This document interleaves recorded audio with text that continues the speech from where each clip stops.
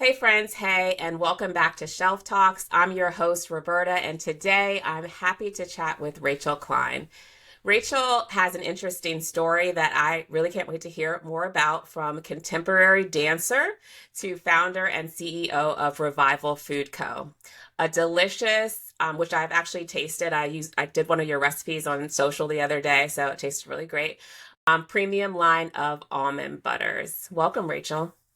Thanks for having me. Yeah, I'm so excited to talk to you today. Today's going to be a really impactful conversation. So I think let's just kind of dive in. I know this year marks 10 years, 10-year anniversary of your brand, which is pretty amazing. So congratulations on that. But take us back to before 2014, kind of where you were, what you were doing, and what really sparked the idea of starting a brand. Yeah, my path is definitely unusual. I was a dance major, a modern dance major at IU Bloomington, Indiana University. And then I switched midway through my college career, like in sophomore to junior year, I switched to exercise science because I thought I wanted to do physical therapy. So I always kept dancing. I was super exercise addicted. I just couldn't stop focusing on my health and wellness and trying to always be the best version of myself. My poor roommates had to endure a lot of really nasty, healthy foods in our house. I remember making it was a carrot cake. And I was like, this is carrot cake without any refined sugar, without any bad things at all, no bad oils, etc. And they were like, Rachel, this is absolutely nasty. So they laugh now that I actually own a food company because honestly, signs did not point to that. Um, but it was during that time that I actually had an eating disorder and I didn't realize it until years later. But my focus on health became so extreme that it was becoming a problem in my daily life. I couldn't go on a spring break trip with my friends without bringing all of my own food with me. And I couldn't lay my head down on the pillow at night without knowing that I have expended all of my energy and that I went on a run or I cycled or whatever. So when I stopped dance, I just started moving into the next thing and the next thing and the next thing. And during that journey, then, of coming to a realization that I might have a problem, I really started focusing then on what does it mean to be truly well? What does wellness even mean? What does a holistic lifestyle actually mean? And so I went to Australia on a study abroad while I was in school.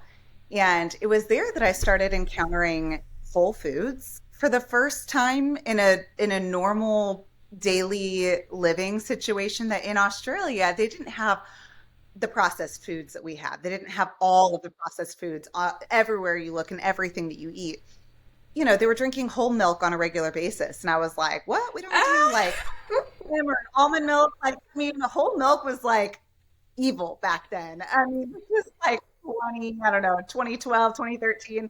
Like, who's drinking whole milk? Right. And so, I gained weight, but I gained muscle and I felt good and I felt like clean. So it really set me on this journey of, after I graduated college, I was pretty aimless in my direction of what I was going to do. I was a massage therapist. I was a yoga instructor, a Pilates instructor. I got certified in aerial yoga. I was working at Lululemon. I had just this myriad of things that I was doing with my time and my energy. But I was also just like really into making everything from scratch because of this experience that I had. I'd be like, man, this bread is disgusting that we're buying from the store. Why is it still fresh 2 weeks later? It doesn't make sense. So I would start making my own. And I did that with almost everything, that I would just look at it and question it and be like, why Mm. is this so gross? Or why is this still fresh? Like, how can I do this differently? And so almond butter happened to be one of those things that my parents, so I was living with my parents at the time. My dad's an Ironman triathlete, ate a lot of peanut butter. Yeah, he was like peanut butter and banana every morning before his first workout. And I was like, all right, Dad, peanut butter is actually not that healthy for you. It's fine to have when you're just having it as a treat or every once in a while, but to eat it every day on a regular basis, it's got a lot of saturated fats in it, a lot of, things that just, it's legume, it's hard on your stomach, hard on digestion, etc., mold. So I was like, let's do almond butter. So I start buying almond butter from the store, and I was like, that is so Mm. gross. Honestly, I tried so many brands. Every brand I could get my hands on. It was either that it tasted good, but it had sugar in it, some sort of sweetener, whether it's maple syrup or honey or Mm. coconut sugar, or it was just bland and pasty. And I was like, I don't get it. I like almonds. So why is almond butter so hard to make? Just like clean and simple. So for whatever reason, it became my fixation. And I would make a new batch in my food processor every week. And I made this one flavor that was so good. And it's literally still the vanilla sea salt today. It's pretty much the same exact thing, just on a much larger scale. But it was dry roasted almonds, coconut oil, pink Himalayan sea salt, and vanilla bean powder. And I was like, wow, that is divine. It is so good. So I made it all the time, had it as wedding favors at my wedding because this was like my thing that I made all the time. And I just thought it'd be funny and cute. Everybody said I should sell it because they'd never had anything so delicious in their life, they all said. And so we moved from Louisville to Indy. We were living in Louisville at the time, moved to Indianapolis right after my husband and I got married. And I just thought, what the heck? I'm going to try this thing out. I really wanted to open up a yoga studio, but because we felt like we were in transition, I was like, I will just do this almond butter thing as a quote unquote practice business, which is like last words. There is no such thing as practice business, in case anybody is wondering. That was my mindset going into it. So I really didn't have a business plan. I didn't have a growth plan. I was just like, I like this almond butter and I'm going to try selling it. So I did the farmers markets, and that's my long-winded story of how I got started. Wow, that's amazing. I mean, I will say, although you had multiple jobs, it seems like you still kind of stayed in that whole wellness kind of aspect of life. So what Yeah. did you, when you were like thinking of that flavor, how did you even, the ingredients definitely are super clean and clear, but how did you even think about putting all of those flavors together or all of those ingredients? Yeah, everything always had a purpose, and that's true with every flavor that I've done. Is I wanted a little hint of salt, but I wanted it to be something that did something good for your body. So everything that goes into every jar does something good for you. So there's nothing Mm. that's moat. So, the raw coconut oil has the healthy fats that complement the dry roasted almonds really well. Plus it helps my favorite thing about adding coconut oil to it is that it helped to take away the tackiness Mhm. when you're eating the almond butter. I hated that feeling of just like the tacky stick to the roof of your mouth Oh feeling yeah. of butters. And so the coconut oil kind of took away that real tackiness. There's obviously it's sticky still. It's almond butter. Any nut butter would be that way, but it's a little bit less. And you've got the healthy fats of the raw coconut oil, then the pink Himalayan sea salt. You get all the great vitamins and minerals from the pink Himalayan sea salt. And then the vanilla bean powder is rich in potassium and other minerals. And then what else am I missing? That's it. So I was always, every single ingredient, I want it Had to be, meaning. yeah, something that's functional, but also I really love that kind of salty sweet balance that you get from adding that pink Himalayan sea salt with the vanilla bean powder. And so that was true with every flavor that I made. I was just making what I wanted. So like I love chai and chai spice drinks. And so I was like, I don't know, I've never had a chai spiced almond butter before. So I personally mixed all of the individual ingredients and taste tested chai tea against my mixture of chai spices that I put into the almond butter until I got it exactly right. And same with the raw cacao coconut. I was like, I want chocolate, but I don't want it to be sugary still. Like, how do you get the benefits of the chocolate, like the antioxidant benefits of raw cacao powder and cacao nibs, and put that in with, the nut butter? And so that to me is the fun part where I feel kind of like the mad scientist. That I just really enjoyed making all of these flavors that were creative but still functional Yeah. and taste great without having to add any sweeteners to it. Yeah, I think that that's what makes it unique too, is that it does have like really fun flavors, and then you do a really great job of giving ideas on how to like put it together. So I did the toast with the sea salt and vanilla and strawberries on top, which I Ooh, never even thought of putting strawberries and mixing it like on a piece of toast, but it was really good. It was really Like, good. because again, then you get like that extra sweetness from the strawberries and like the tart and like the mellow almond butter. Oh, it's like Yeah, so good. There's so so good. many great toasts and so many great recipes you can do with it. Yeah, I'll definitely have to try more. So how long before you kind of started to you ideated and were trying this in your kitchen, so you actually had a formula that you were like, this is it? Well, once I moved to Indianapolis and decided I'm going to try this thing out, I realized I needed to learn a little bit about the food industry. Like, how do I actually make this a legit product that I can sell? You can't just sell it out of your house. I mean, you can by cottage laws. I mean, there's that where you can do cottage law and sell at the farmer's market. Right. But I knew that I wanted to get into a few local stores. So I just started asking around, how do I do this legitimately? And so then it helped me to understand, okay, I need to get my recipe down. I need to make sure that I can do it the same exact way each time. I Hmm. need to get this, the health and food safety to come and inspect my commercial kitchen that I took over a commercial kitchen. Well, it was a commercial kitchen, but it wasn't certified in any way. And so I had to get it certified and really learn the ins and outs of how do you do this legitimately. If you really want to sell into at least some local stores, Hmm. let's figure out the system. And so, you know, I really, when it comes to scaling and, building out the flavors at scale, I always just started with I'm not going to make this from the beginning as a scalable product. I'm going to make it the product that I want it to be. I'm not thinking about how cheap can I make this? What kind of ingredients can I do at scale? Because honestly, if you're using real clean foods, I don't know. I feel like there's always a way to scale it up. You just have to be willing to take the cost. Yeah. And that's something that to me was a non-negotiable from day one is I'm going to only put ingredients in here that I truly believe in. That I would feed my own family. And so it didn't honestly feel like a big deal to go from this is how I'm making it in my home kitchen to I'm going to sell this now to the public. I just started shopping at Costco to get more bulk containers and then eventually started, calling down like wholesale websites on like how can I get like, superfoods at wholesale prices and slowly but surely I started buying the same ingredients, just more of it, you know? Yeah. Yeah. And then you started selling at farmers markets. And were you also, did you have a website or were you selling online or was it just through that market? I had a website. Nobody went to it, Ah! but I did.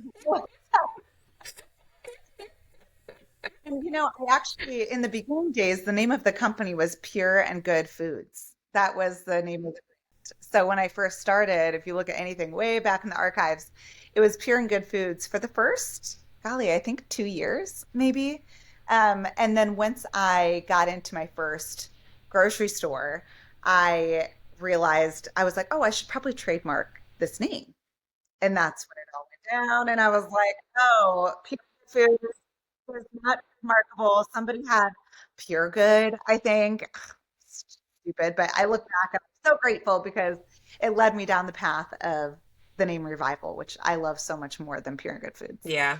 And is there a meaning to that revival name? Like where did you even come up with that? Yeah, so you heard my story of how I got to this place of creating a food brand. And so it's really my own personal revival of what it is to be truly healthy and clean and holistically focused on wellness, not just on counting the calories and counting out each and every almond. It was this idea of creating more of a revival in my own health but also in putting something out there in the world that could help create a revival in other people's health and wellness, So, Yeah. and more on not just the product itself, but also being a light shining in the food industry for something, that stands for something better than what we're finding on the shelves. Yeah. No, that's great. I love that. I love that. Yeah. So you're selling in farmers market, not really online. And then you were doing this for 2 years before you kind of thought about going into retail stores.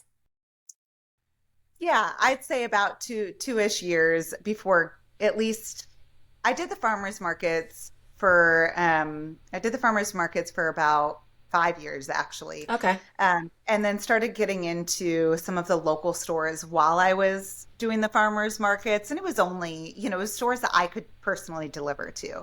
Mm. in this time, I also had my first baby too. And in my world, I'm like, what's the big deal? I want to have a baby, I'll have a baby and I'll do the business and Of he'll just come with course. me. Of course. Fine. Understand what the problem is. Uh, So during the season, and then we had another one 19 months later. So that Oh, was wow. crazy time. Again, no big deal. I can handle it all because that's what moms do. So this was a wild season of, having like a baby and a toddler and delivering a lot of the product by hand, making it all by hand. I would hire on help. I had, a few people who would come in and out to help me make product in the kitchen. But a lot of it was, it was all very manual. We were making each batch in a stone grinder and then pouring it into a big bucket, hand mixing each one, filling it with an ice cream scooper, each jar, and then hand sealing with Oh, wow. each jar ourselves. So it was a challenge to do all this. And we got into our first grocery store along that time, which was like our first real grocery store was Market District, Okay. which is, kind of based East Coast, but they were opening up their first store in Indianapolis. So they gave us the opportunity. They're like, hey, can you scale with us? Naturally, I say, yeah, of course, no problem. Uh, so they wanted me to work with the distributor, which I had no idea what that was at the time. And I'm like, that would be great. Let's do it. And then because of that opportunity, it opened up another opportunity for us to launch into all of the Indiana Kroger locations through a local program that they were doing. And so, within a month or two, we go from making, 50 jars a week and selling it at the farmer's market to suddenly we had a PO for like 500 jars. And I still remember being in our commercial kitchen, it was like 50 square feet. It was so tiny. And literally we had all the boxes lined up behind us, just a huge stack, one whole wall of our 6 packs of almond butter. And it all came crashing down and they were in glass jars. Oh, my It was like, gosh. oh my God. Like Your that was heart. the moment. Yeah, I was like, I think this isn't working anymore. So that was, my first opportunity to scale, which was a great learning opportunity. And my first realization, like, if I want to do this, I'm going to have to do things differently Yeah. because I can't personally manage it with a baby and a toddler at home and trying to balance people and the production and the jars and the driving the carts down the hallway to put it into the distribution truck by hand. I was like, this is not working. I'm not having fun. Yeah. So, So can you go back to when you actually got that, initial deal with the grocery store? How did that even come about? Was that like how did you even kind of connect with the retailer or buyer? yeah. So, what happened for us in that situation is because I had worked to get our products into a lot of the local stores, I think we were only in 12 local stores at the time. The buyer for Market District had come to Indianapolis and they love local products. So they started shopping around at a lot of the local stores and they saw my product on the shelf at one of the local stores. So I remember getting a voicemail from the buyer of Market District and they were like, hey, we're having a in-person pitch day for our new store opening and we'd love for you to come and pitch your products to us. And I was like, who is this person? What is he talking about? What is Market District? I was so confused. I called him back and I was like, I guess I can come. I don't know what you want me to do, but I guess I'll bring my samples. And I still remember I go into this big, huge like ballroom, completely full with staff. It was huge, full of staff, full of brands from all over the Midwest that had come to pitch their products. And I am the last person of the day because naturally I was late, mom life. And I come in and I just remember thinking, good thing I'm wearing my nice jeans. Like, so I go with my box of samples with labels that I had printed myself from my home office, and put on with the, Avery label printing machine. Right. And I sit down and I'm like, here's my almond butters. I gave them my pitch. And so that's how it happened. And that's why they were like, could you do this? And one of the things that I know is, I'll call it a spiritual gift that I have, is absolute delusion. I will be the most successful person in the room. I went to that table and I was like, yes, I can deliver. Here's how great my products are. You've never had anything this amazing in your life. And they were like, honestly, we've never had almond butter like this. This is incredible. We would love it. Oh, Could you wow. do? I mean, they were saying yes on the spot, which I know didn't happen to these other brands that came. And so they just loved me. They loved the brand. They were like, we want you to be in all of our stores. Immediately introduced me to a distributor that was like in the next table over, like, hey, come over here. We want you to meet Rachel. We want you to work with her brand. We want you to distribute for, us and, get her into some other stores so Oh, she can scale. amazing. Wow. Yeah. So that's how that happened. And that's where, I wouldn't, as a small brand, it feels like, oh, I'm only in like 12, 15 stores. I'm delivering it myself. You never know what that's going to turn into, Mm-hmm. who's going to discover it. Like Yeah. that was my moment of discovery, and I wasn't even pitching for it, you know? Oh, I think that, I I was, mean, that's definitely like one of the benefits of being on shelf is just that discovery, not for new, not only new consumers, but also, to what happened to you, just other buyers seeing it. I mean, buyers comp shop all the time to see what's new and different out there to get in their stores. So that's pretty amazing. And I think it's also great that they connected you with a distributor versus you having to kind of do the research on your own to try to figure that out. yeah, that was huge because, like I said, I knew nothing about that world. I didn't even know what CPG stood for at the time. You're like, I'm just So making my almond butters in my 50 yeah, square I foot. came over here. So once you were in store, so once they said yes, we want you to come into stores, what was that time between the yes versus your product actually being on shelf? Still probably about 6 months before we got on the shelf at Market District. But, the other opportunities with the distributor opened up within probably a month or Oh, wow. two. I went in for a meeting, I remember about 2 weeks later, and I was like, so what is this? What do we do? And this was another situation where it was like right time, right place, which I think is true for a lot of, brands, unfortunately. Sometimes it is just luck. I went into their office and they were setting up this kiosk that was going to go kind of like a standalone local kiosk that they were going to put in all of the Kroger stores. And they were like, we actually still have a gap that we're looking to fill. Could we put your almond butters in there? I was like, okay. And that was to go into 250 stores. Oh my And they wanted, gosh. multiple cases into all of those stores. And so, I mean, that opportunity happened really quickly because they were like, well, we're going to have to go, we're launching it like in a few weeks. And I was like, okay. And so I just rallied up my friends and I was like, you all need to come and help me make almond butter because we have a big order to fill. But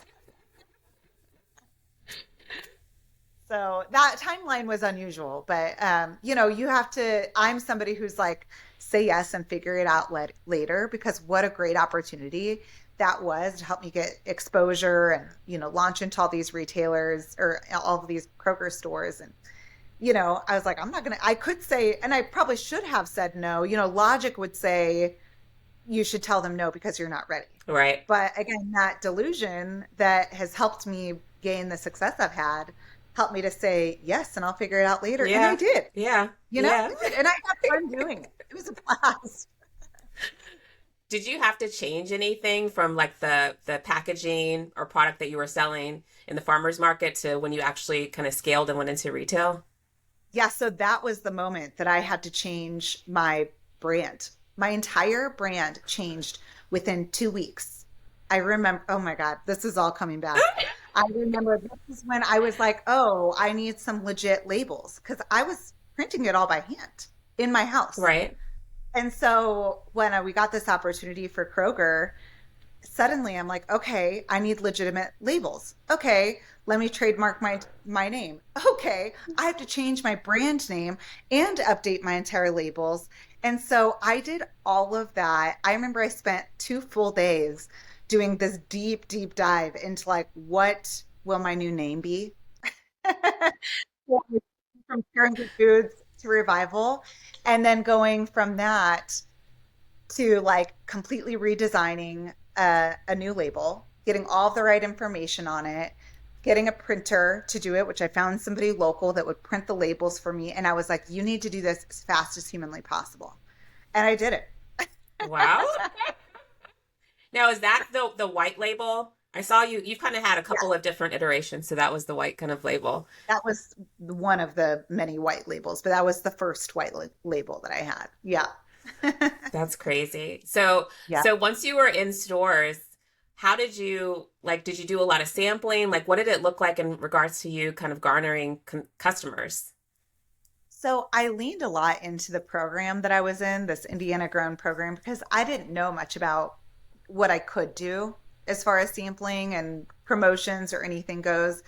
I had no plan going into it because, it was all being thrown at me. Right. But I would show up anytime that they had events where they were doing this, like, hey, we want to support local at Kroger. We're doing a big launch party or we're opening up a new store. I always showed up, as much as I was able to. I would just show up and, be in front of my brand. I honestly didn't do that much. I probably could have done more, but I just didn't know. Plus, I had a baby and a toddler at home. Yeah. So I was like, I'm doing the best I can. My product looks cute on the shelf, and that's as good as I can. That's what you're gonna get. That's Yeah, but I remember I definitely I would tell anybody who would listen to me that, like, hey, if you're going into Kroger and you see my jars, please make sure that they look good.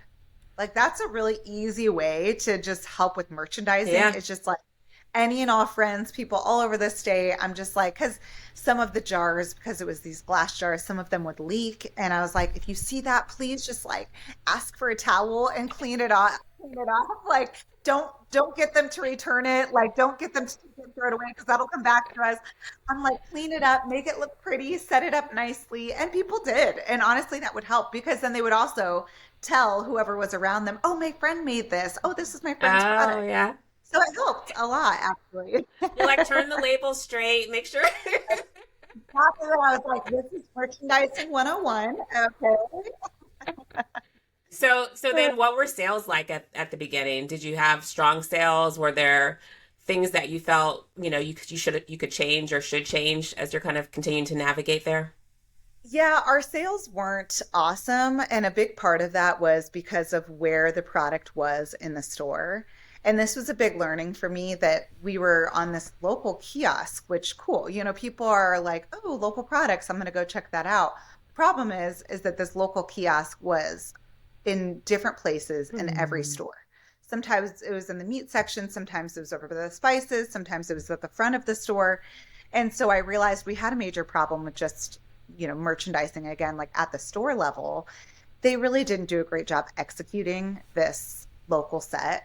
And so it made our sales look pretty bad. And everybody had, low sales. But I realized too that our product specifically is something that people weren't buying every single week.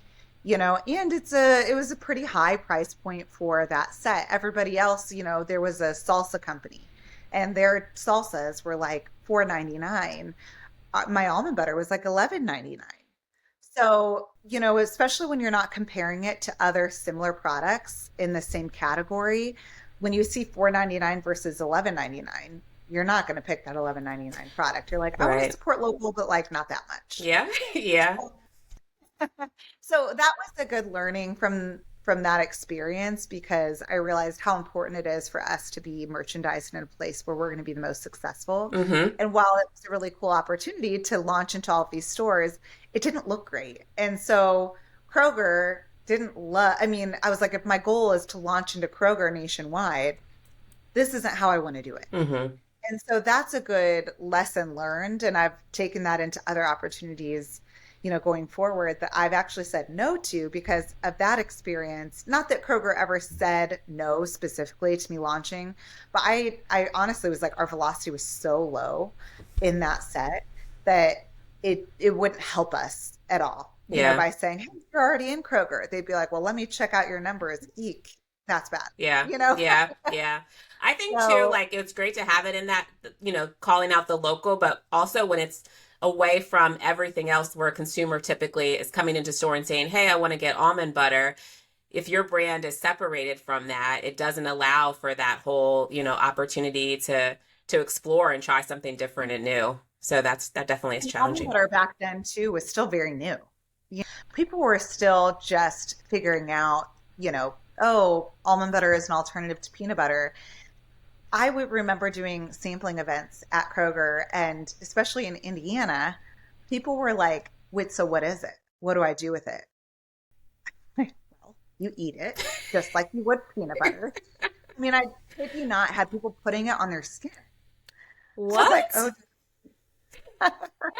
So there was an education component yes, to yes. selling So this. I feel like there was a lot working against me that I Yeah. realized, which is why it was so valuable to do because it helped me to understand, okay, maybe launching into conventional at the start isn't a great idea. And also being in a set where people are so out of context is Yeah. not a great idea. They're seeing Yeah. my product totally out of context and that's confusing for them. Yeah. So So then what were kind of next steps? So you're at Kroger, you're at Market District, you've gotten into some additional stores. Was that over the course like every year, or was there a time period between that, or kind of what was happening from a retail expansion standpoint? yeah, it was a real slow growth for me during that season because I was focusing on staying home with the kids too. And so I remember just like letting it ride. I was like, I'm going to just stay afloat. That was the phrase that I said to myself. I'm just staying afloat. I mean, our revenue at the time was like 25,000. It was just like, we're just staying in here. This is fine. I'm still loving that I have a business. I'm loving that we're getting product out there in the world. And I always pitch it still to like some small stores. And I mean, I'm always pitching myself everywhere I go. I never leave home without almond butter samples in my bag. Somewhere because you're Just gonna in talk case. Just in just case. in case. So, I never stopped growing, but it was a very slow growth during that season. So all of that came to a head kind of in 2019 when I was kind of riding that wave for so long of just slow growth.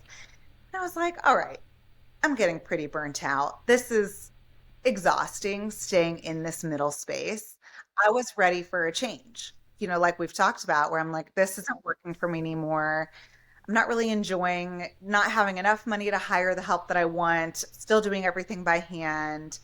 It all felt very manual. And so I decided, well, now's a good time to go to a large trade show and see what can happen. So I went out in 2018 to check out Expo East for the first time, Natural Products Expo East. And I went with my, gosh, I think he was 4 months old at the time, my second born. And I went out there just with him and just walked the show just to see what it was. Hmm. And that was I would tell anybody who is interested in getting your feet into the food industry in a real way, you need to go and Yeah. just walk it, see the show, get a feel for like what is happening out there. I mean, my eyes were just wide open, like, whoa, I had no idea this is how it all worked. So I go back home, regroup, and then I decide, I think I want to go. This is my moment. I went in with an ultimatum. I'm either going to get one major retailer, I'm going to scale this thing way up and blow the roof off of it, or I'm going to not get that major retailer, and I'm okay with that. I'm going to use that as like, God is telling me I just need to like bring it all back down, bring it in house, just like only sell online, get out of a lot of the stores that we're in, and just simplify the whole thing. Yeah. So I go to Expo East in 2019. I bought everything for my booth from IKEA so I could return it afterwards, which is bad, but desperate times. I Right, brought right. me so my friends could help me and I didn't have to pay anybody to help me, do the whole thing. And it was there that I ended up meeting the buyer for Walmart. Of Oh, all wow. retailers, I did not have my eyes set on Walmart at all. I was thinking Whole Foods, and I mean, I talked to all the brands that I want or the stores that I wanted, Whole Foods, Sprouts, etc. But the Walmart buyer and I had a really great connection, and she just loved it. She's like, I've never, seen or tried anything like this before. And, my brain immediately is like, yeah, I think this would be great at Walmart. She's like, you do? I'm like, I do. I think this would be amazing at Walmart. I think, what if we just tried 300 stores to start? Just see if it works. She was like, yeah, that's not a bad idea. You I mean, recommended the store count? yes. And again, I'm like totally BSing. I have no idea what I'm talking about. She has no idea that all of the jars that she's checking out are ones that I literally filled by hand. And I'm like, no problem. Yes, we can launch in a Walmart nationwide. Oh my gosh. And it's that delusion Yeah. that is magic. It's like magical delusion, I'll call it, because it helps open up doors that would otherwise be closed. If I had the mindset going into it that, like, I'm just a small business, I'm nothing, I am so incapable. I Yeah. was also pregnant with my third at the time that we go to Wow. this. And so, I could easily believe this story that, like, this isn't possible. What Yeah. am I even, why am I here? I don't belong. Yeah. Because I had every reason to believe I didn't belong in that space. I mean, here I am, the girl that buys everything from IKEA to return. And I've got these brands next to me that are just, these built how they've spent $20,000 on their booth. And I'm just like, little old me over here with my friends and my husband, and we're just passing it out. So I have this conversation with her. And I'm like, well, that went pretty well. I mean, who knows where that'll go? And then I follow up, like you do. I follow up with everybody from the show, but I felt really great about her. I just was like, I like her as a person. And this is another one of those like magical superhero powers that I feel like I've had in CPG is just being a human to other humans. To not act like, oh my God, you're Walmart. Okay. All right. Yes, we are prepared. We are all things. Like, they want to see that you're a real person too. Yeah. And Yeah. I think that standard conversations, you can see if it's real or not real. But I always treated everybody and always will, just like you're another gal, just like me. You have, a lot of influence and that's important. But it doesn't mean I need to like worship you like an idol. I Right. just want to talk to you and see if this is possible. Yeah. Hmm. And so I follow up with her, I think 4 times before she ever responded to a single email. But I didn't stop following up because I really was like, out of all the people that I met, I felt the best about her. Most connected. And you just have to be tenacious and keep trying because they've got a full inbox Hmm. and their world does not revolve around you. So keep trying. Yeah. Try again and try again and try again until I'm like, she hasn't said no. So before I get a no, I'm going to keep sending another email. Finally, she emails back and was like, can you come down for a meeting? I was like, does she realize that I live in Indiana, not Right. Arkansas? But I'm sure I know what you said. Naturally, I'm like, yes, I can come tomorrow. Like, no need to rush down. Let's schedule it for 2 weeks.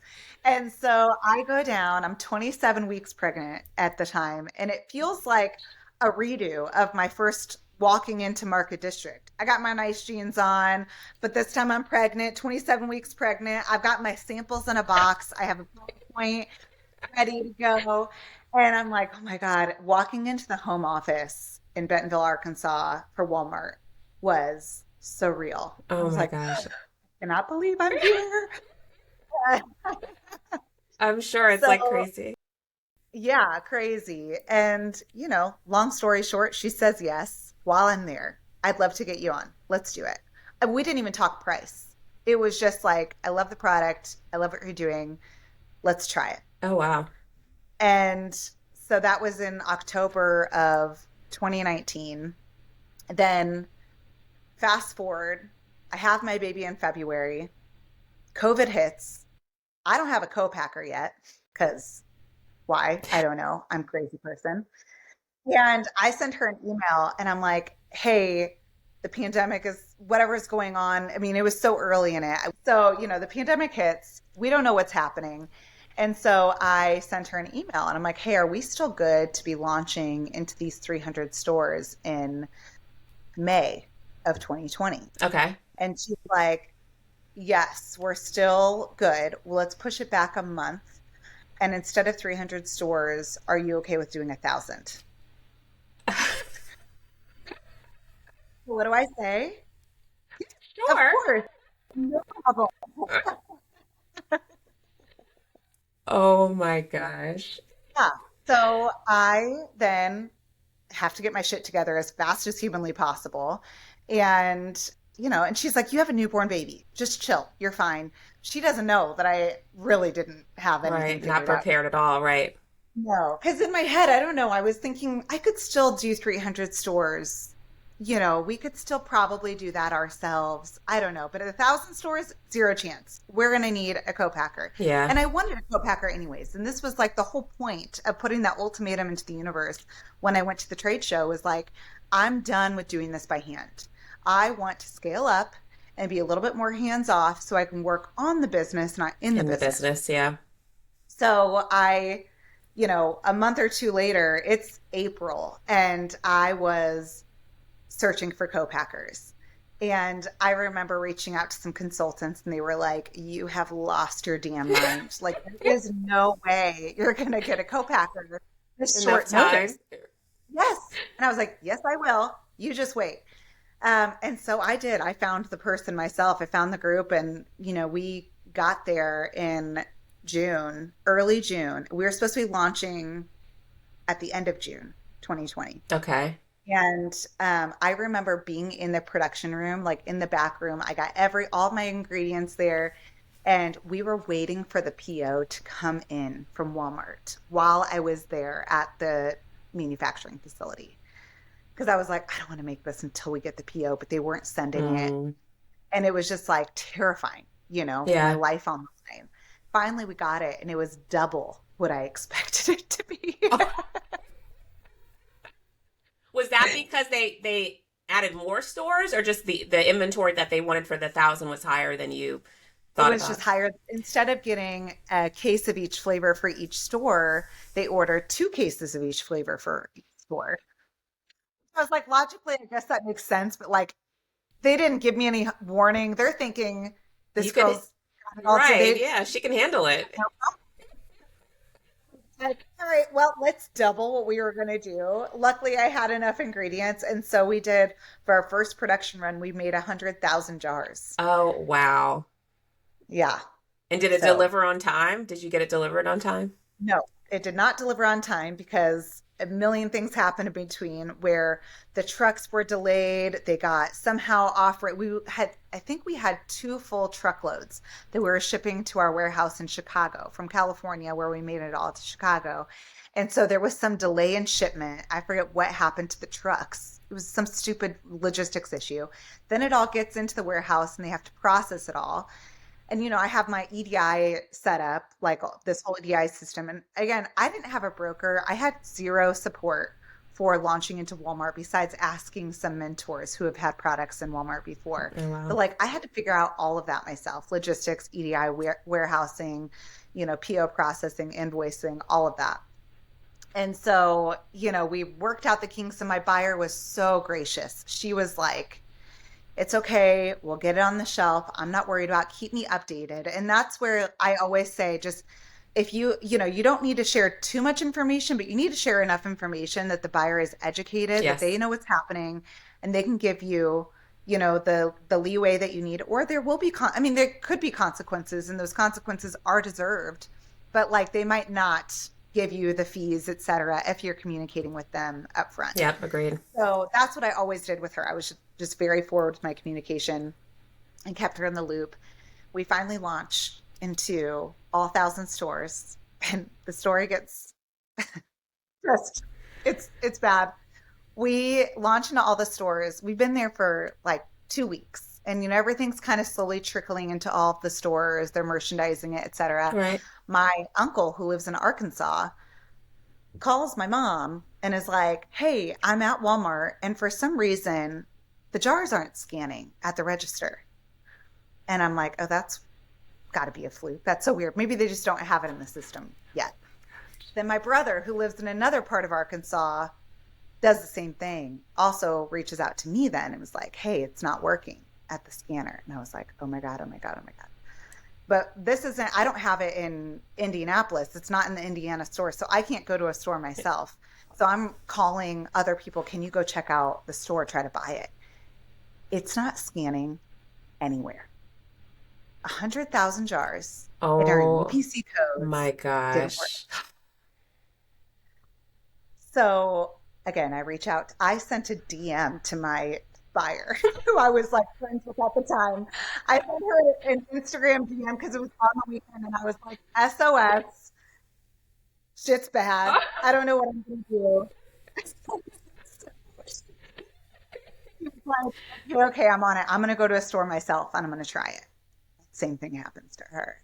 So I became like the detective of a lifetime to try to figure out, how What did this happened? happen? Yeah. What's going on? Turns out it was my label company, who shall not be named. They were so kind and wonderful, but they were this local label company that printed all of our labels for us. And we did a digital print of the labels because I thought, what if I want to change them one day? So I did a digital print.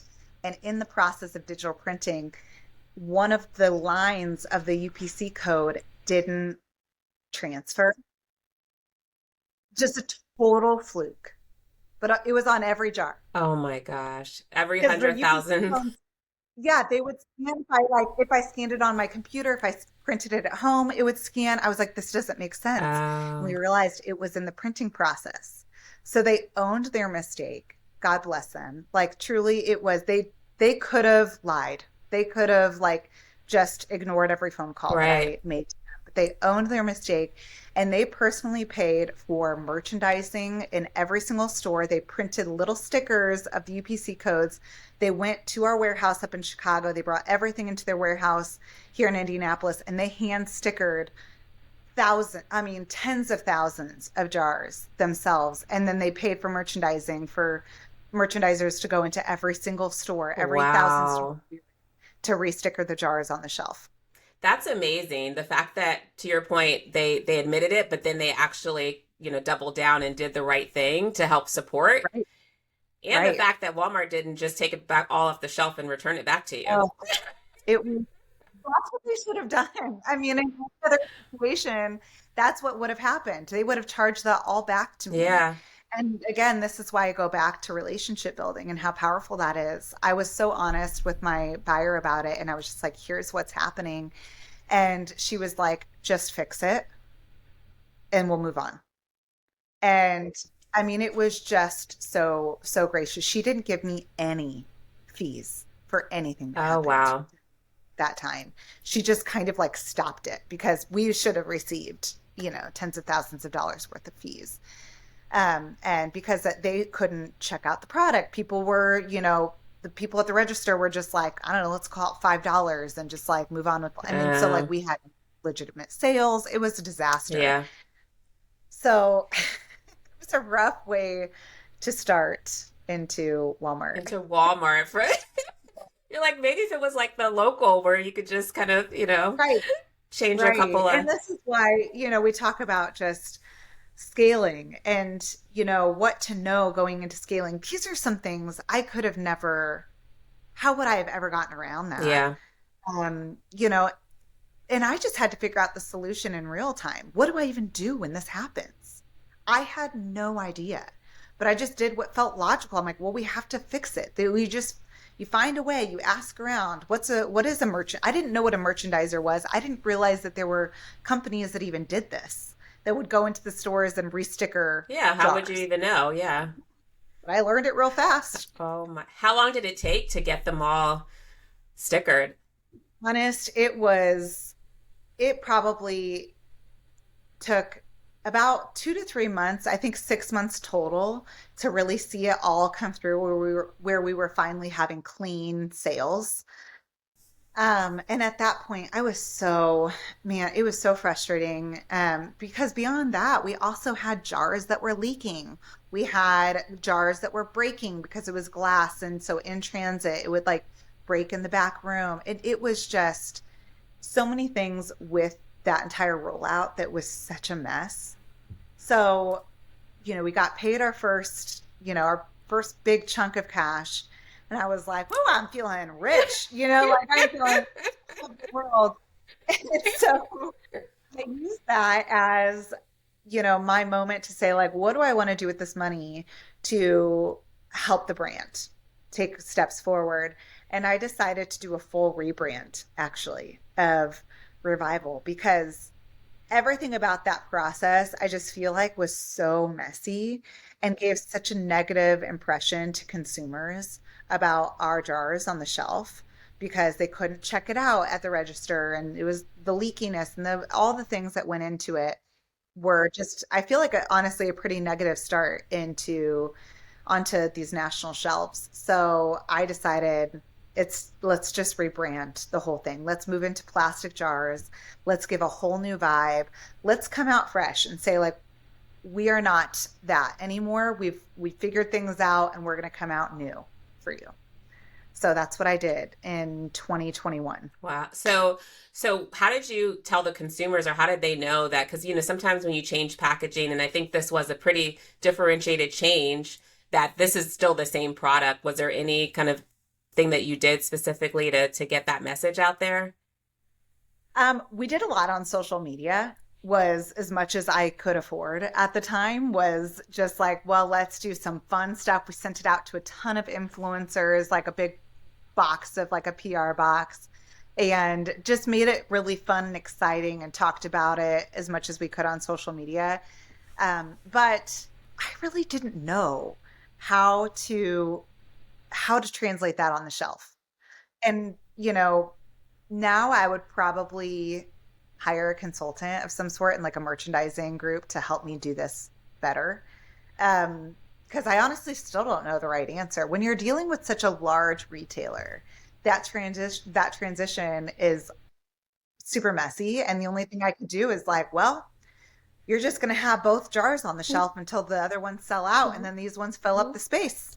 That's literally all I could think of. And I'm Yeah. like, hopefully it just people will just sell through the other jars and we'll just have the new ones. Like that was I didn't know what to do. I was like, just like start selling the new jars. That's all. But you knew that was the right decision just in regards to like being able to change like the packaging and all Totally. that stuff. So did you see a change in sales once you kind of transitioned from glass to the plastic, the brighter colors and all of that? Unfortunately, no. That was one of those moments that I was thinking this is going to change everything, and I'd say this is my advice too to other emerging brands or other brands that are, in the similar space. Because I had such limited funding, I mean, I didn't have any, investment capital. I had, everything was bootstrapped. Um, this is all I had was, the new brand and social media. And I was thinking that it would just sell itself on the shelf. Once it's there, it looks great, it's bright, it's fun. People are just going to buy it. They're just gonna buy it. Like people are like me, right? Like where they buy it, it looks cute. And the reality is no, it didn't change our velocity like at all. So that was really disappointing to me because I thought it would change everything. Yeah. And it didn't. The only thing that did change was it became more clear to us what our top flavors were. That people started gravitating towards the same three flavors at Walmart. So our cinnamon chai spice, our raw cacao coconut, and our hemp super spread or hemp super seed became our top three flavors. And it was really obvious that the other ones had like no traction. And these three became, the leaders. But beyond that, it was just we kind of stayed in the same spot. And I think it was a good reminder to me too that consumers care less about the packaging than we think they do as brands.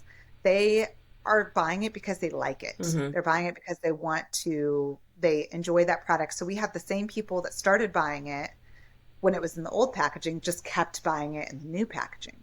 It wasn't like it attracted a whole new customer set. And maybe we would have been able to see a bigger jump if we hadn't been in 1,000 stores. Maybe if it was a smaller set of stores, we could have seen, real metrics. But because at Walmart, we were so diversified in the types of stores and the location of stores that we were in that our velocity really just kind of like leveled out across the board and always stayed around the same low velocity. And so it was hard to really understand who is our customer and how is it changing over time. I think we just really had a very loyal customer base at Walmart and they just stuck with us no matter what. But it wasn't like we were gaining a lot of new customers along the way. Okay. Okay. Yeah. And then so I know on LinkedIn you're pretty transparent about the fact that after I think 4 years in Walmart, you kind of decided with your buyer to exit. Yep. And that's related a lot to your customer and understanding like who they are and where they shop, right? So what kind of were your biggest like lessons, outcomes, and what did that kind of exit look like coming out of such a big brand? Yeah. So, like I said, our experience at Walmart was it was always about the same, for the last 4 years. Once we switched our packaging, we finally got really clean sales, and we were like, okay, we're pretty much just staying here no matter what. It still wasn't good enough. And that's where, for my sake, the velocity still wasn't there enough to validate staying in that retailer. And the buyer wasn't happy either. I mean, she could replace our product with something at a lower price point that's going to sell better. And that's part of understanding our target demographic, that as much as our consumer is shopping at Walmart, they're not shopping there all the time.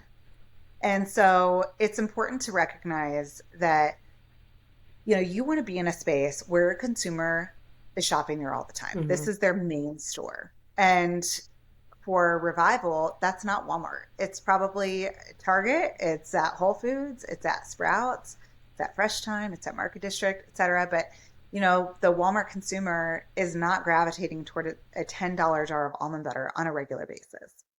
And so it was coming to terms with that and recognizing too that my personal resources as a business owner and, the head of sales and everything else that I do was going into Walmart more than anything else. So I really wanted to put our focus into other more aligned retailers. But the reality is Walmart required so much of me to keep it on track and to keep our velocity at least where it was and to try to manage our business there, that I wasn't even able to focus our business where it should be, on where our target demographic actually is on a regular basis.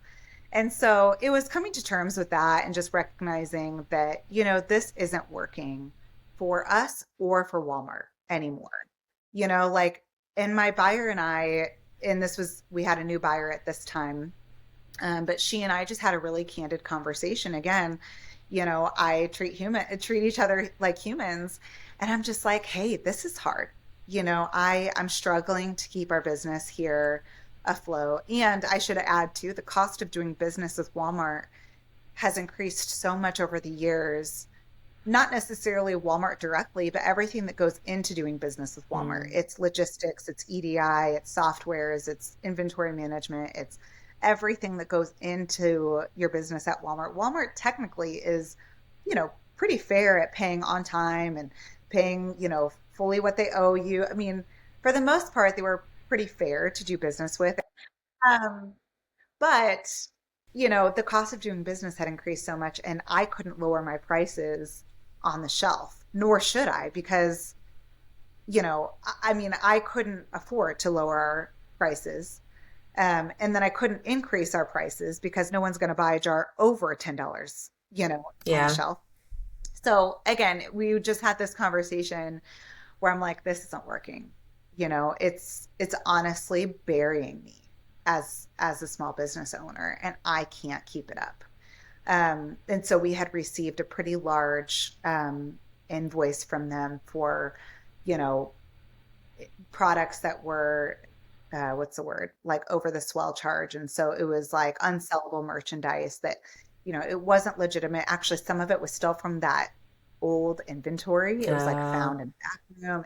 Who knows the story behind it? I'm like, I can make up a story about where that came from, but I don't know it. I don't know the honest truth because this was from an audit that happened 6 months ago. And so I'm like, I can't deal with this. I don't have the capacity to deal with this anymore. And so my buyer and I just, talked about that. And she was like, Rachel, I believe in your brand so much. And I don't want to be the reason that your brand fails. So, like, I think that we just mutually agree to walk away. And, I will do everything I can to support you in that process. And so, I mean, it was an unreal experience. She was so helpful to me and really did hold my hand in the process of stepping away from Walmart. And I did have a very fortunate experience that she allowed me to step away without taking any additional responsibility for the products that they had in inventory still. oh, that was good. Um, so, and I think that's part of where, Walmart can get a bad rap as being this like massive, like brand eating machine.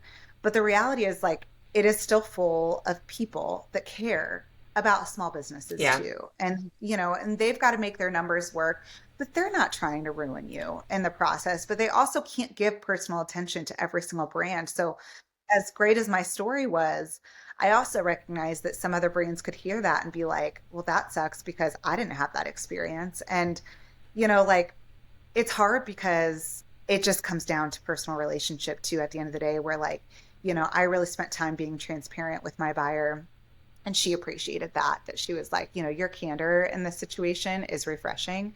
And she was like, honestly, it's helpful for me to understand how can I better support other emerging brands or other small businesses that are trying to come into Walmart and how can I keep them from having the same experience. Yeah.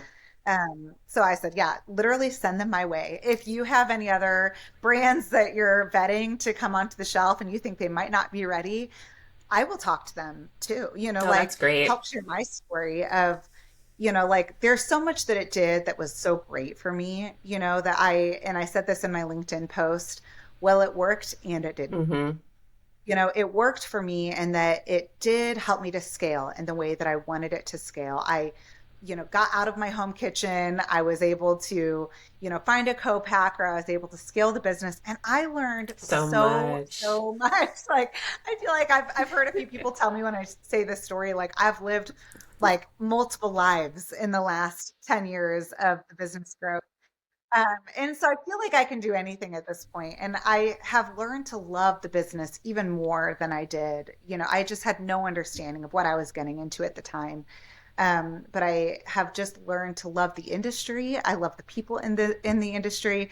And, I love supporting and helping and, mentoring other small businesses too that are going through the same things as I am. Because if I can help somebody else, even in sharing my story here, to not go through the same trials that I had, gosh, I would love that for them. I want other emerging brands and other small businesses to be successful, but you do have to go in with your eyes wide open and, yeah, say yes and figure it out later, but also continue to like ask for help. I was going to ask you that. Do you, like in hindsight, would you wish you Yeah. didn't say yes, or you still felt like the entire thing is definitely something you would like ride the roller coaster again? Um, Or would you change it in any way? Would you have said, "Can we go back to the 300 stores instead of 1,000?" I think the only thing I would do differently, honestly, is I probably would have tried to surround myself with more support along the process because I loved the journey, but I think that I honestly could have been more successful had I had more of a team around me. I mean, I really was and still am doing so much of this on my own. And I've had, some consultants, I've had some, contractors and, this and that. I have an operations manager right now that has become like a sister and best friend to me in the process because it's just her and I, doing most of it. And I think that if I were to do things differently, I would have, when I got that first PO for Walmart, that's when I would have reached out to get capital, to get investment capital. I just didn't understand it enough, and I felt like I was still too small to ask for anything. And this is also women, to be honest, like are, so often, especially like a mom, and I'm just like here in the Midwest, just like doing my thing. I'm not thinking like I just wouldn't have the confidence at the time. I didn't have the confidence to think I should ask somebody to give me their money. Yeah. Yeah. But like what I really needed, and this is where I wish that a mentor would have stepped in at the time and said, like, you know, don't go through the bank for a loan right now, like get investment capital so that you can bring in a bigger team so that every dollar is spent on building an infrastructure that can really support this growth. Yeah. Because I was always just trying to spend as little as possible because every dollar felt like borrowed money, and Yeah. so is an investment capital, but at least you have these built-in mentors and investors that they're invested in your success as a brand, and they want to see your brand succeed, and they know that that's going to mean like build out a stronger team, bring in this agency, get this broker. They know and understand the industry. If you have the right investors, if you have the right strategic investors, like they can help guide you in that process. And I just felt like I was on an island for so much of this. And if I were to do anything, I would go back and surround myself with more support. And now I find myself, and I'm happy to be where I'm at, and I'm grateful for everything the journey brought to me. And I am happy that I still, have this brand and it's all mine, and I feel so proud of everything that I've built. Yeah. Uh, but there's a cost to my sanity in the process. But you've also, to your point, you've learned so much too. I think that will definitely help to elevate you a lot faster and grow a lot faster when you continue to go to whatever, next level that you're thinking of in regards to expansion with the brand. So I think that's important. So what are next steps? Like, what's next for the business? Any new flavors? Any thoughts on kind of where you want to go? Like, do you want to go back to big box in a different way?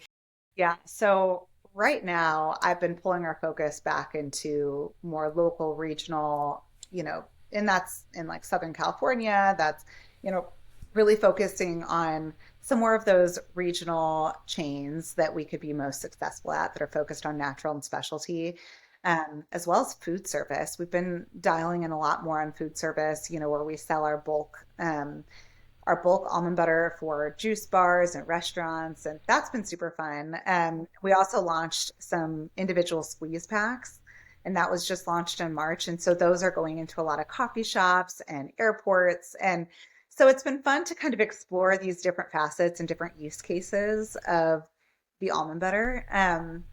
But as we continue to, this next year, looking at 2025, I'm really exploring what strategic partnerships could look like to help bring in that support that I need in the brand to continue growing. I'm not opposed to, going national again, with the right retailer, whether that's Sprouts, Whole Foods, et cetera.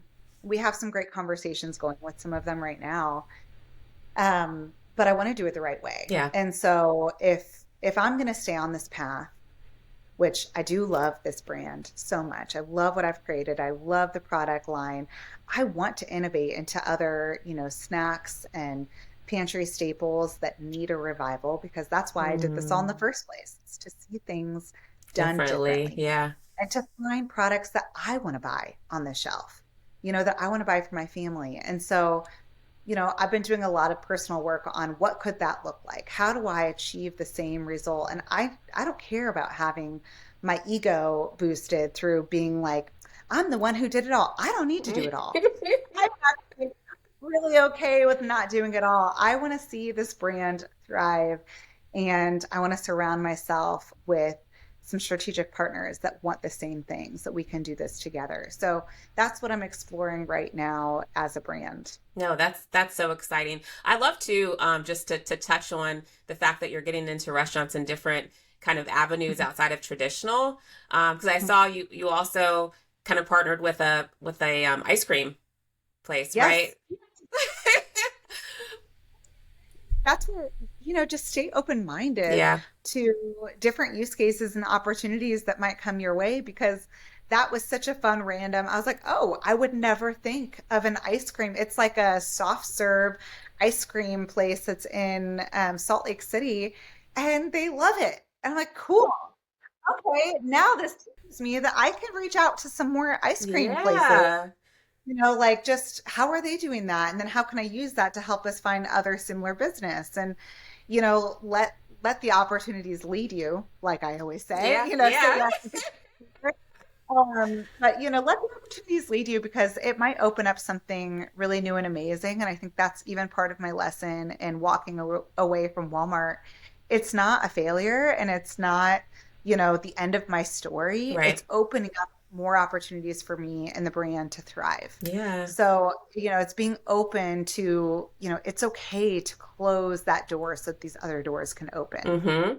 Yeah. Because sometimes you won't get those other doors to open when you're still kind of Right? holding on to something that really should be let go. So, yeah, Exactly. that's just such a great conversation. I really appreciate you coming on and telling that story. And I think it's just going to help a lot of emerging brands just to understand what it looks like when you're, going out into such a big arena and really not kind of knowing all of the things that you need to do and kind of working through understanding, say yes, but then to your point, like figure it out. And there's the other ways to figure it out. Maybe it's not just you taking it all on yourself, but Yeah. also, identifying people that can come in and help support you to really, continue to elevate. So I think that's Exactly. great. So just to close out, can you just let everybody know where they can buy Revival, where they can follow you, the brand, so that we continue to kind of, support you and see what's kind of next in the future? For sure. So, I mean, the best way that anybody listening can find our product is online. You can look us up on revivalfoodco.com is the easiest way to find us. And then, we're always launching into new stores every week, every month. I feel like we're getting into a lot of fun new, independent retailers and chains. And so you can follow along on that journey on Instagram. We talk about a lot of that. So you can find us Revival Food Co. Or it's just Revival Food Co. on Instagram. And we're also on TikTok doing ridiculous things. So you can follow along there. And then when you click through on those, you'll see my personal profile as well. And I talk a lot more on my own personal accounts about my journey and, where I'm going next. No, that's So, great. Thank you so yeah, much.